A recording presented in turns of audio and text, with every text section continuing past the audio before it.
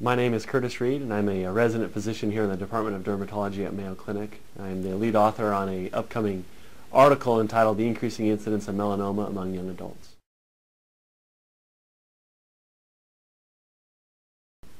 Using a well-defined patient population in southeast Minnesota, we found that the incidence of melanoma in young adults is increasing at an alarming rate.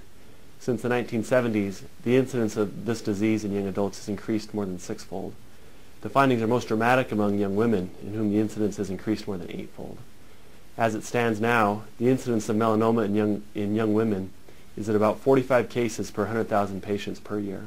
Healthcare providers who regularly do skin exams should be aware that melanoma is not just a disease of elderly patients with chronic sun damage. Young adults are at a very real risk of developing melanoma.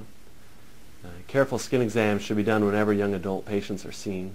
Additionally, the threshold for biopsy for new or changing lesions should be the same in young adults as it is for older patient groups. The medical community can use the results of this study to provide appropriate patient education for their young adult patients. They can be taught that their risk of developing melanoma, even when they're young, is very real.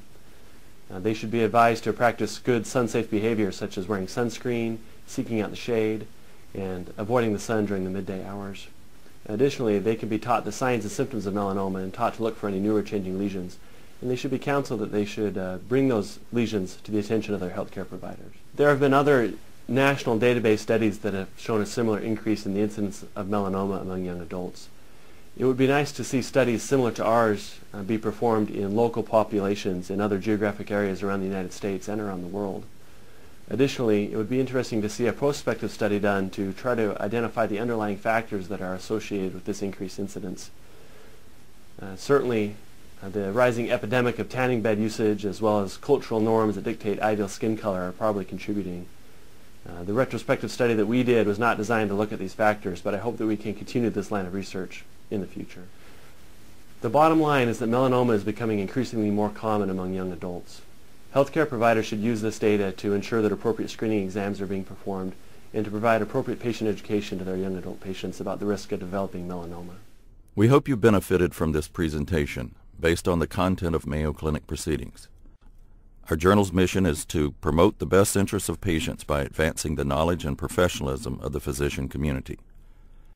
If you're interested in more information about Mayo Clinic Proceedings, visit our website at www.mayoclinicproceedings.org.